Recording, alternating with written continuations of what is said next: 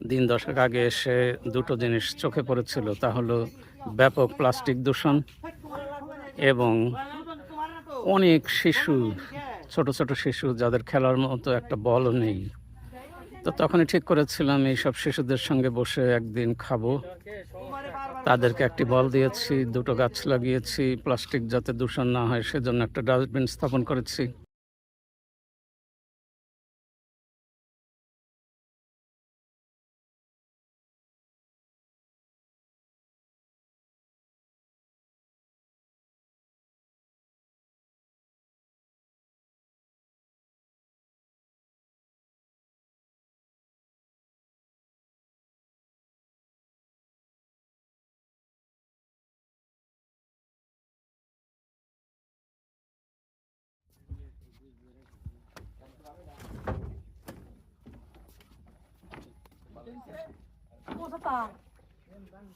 হ্যাঁ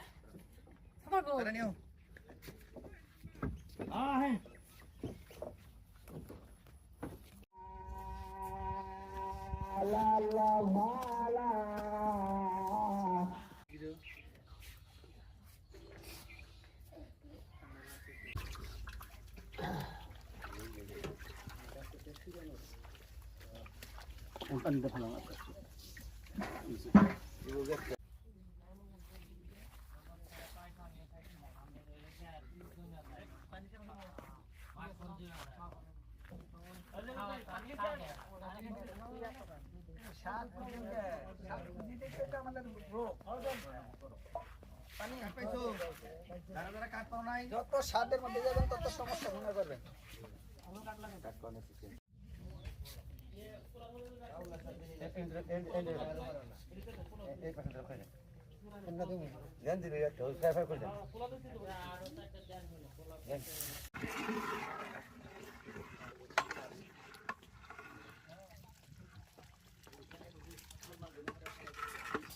আর কারা কারা পান নাই আপনারা নেন, যারা কাঠ নিচ্ছেন তারা যান, পিছনে যান, আর যারা কাঠ পান নাই তারা সামনে। নাম টাম কি একটু জিজ্ঞাসা করেন। নাম কি? এই যে আপনার নাম কি? খাদিজা। আপনার নাম?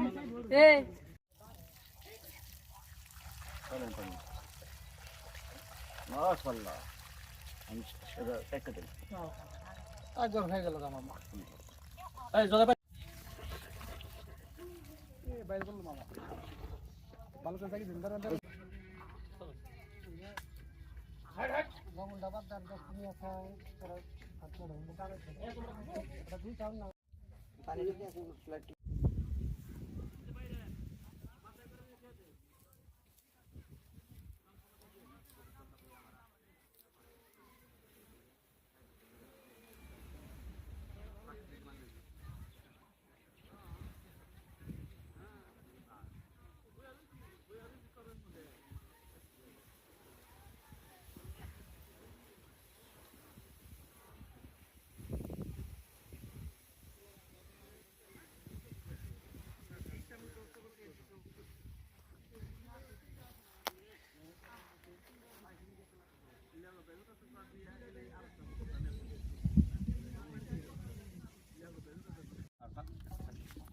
আগুন নইলে আপ বড় বড় বড় উঠলে কেন?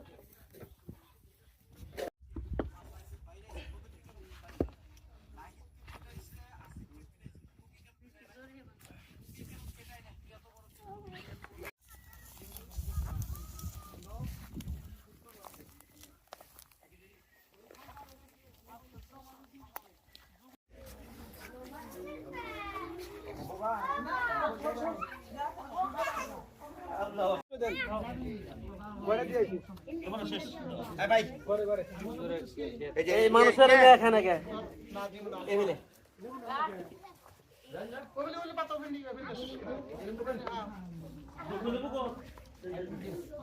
এই ছেলে জায়গা গেছে বল ইব্রাহিম আপনি কোন দিকে এরা দেখিয়ে মানাম দেবো বাস এইটুকুই, চাপ দিয়ে দিন। এই দেখি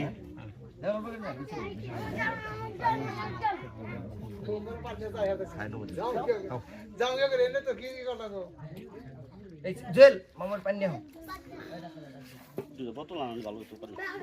ভাই ভাই আসার সাথে রান নেবো। না এটা সমস্যা নেই, হাত দিয়ে খাবো।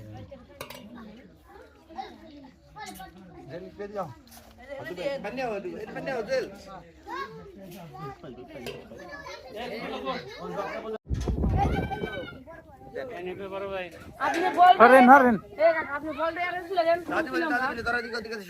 আচ্ছা ঠিক আছে না, বল ঠিক মতো বল খেলে মেসি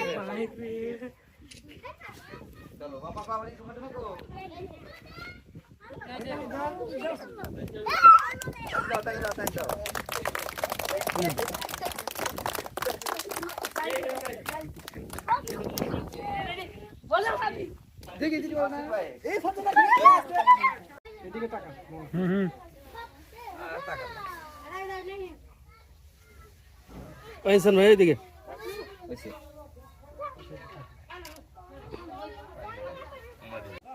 একটু হাসে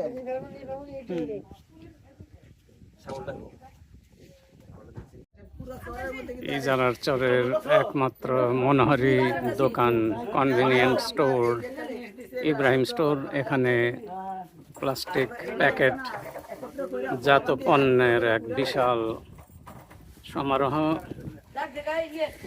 আমরা একটি ডাস্টবিন স্থাপন করে গেলাম এখানে, প্লাস্টিক যাতে ওখানে ফেলানো হয়। এর কারণ হলো আপনারা যদি এই দোকানের আশেপাশে দেখেন তাহলে এই দোকানের আশেপাশের অবস্থাগুলো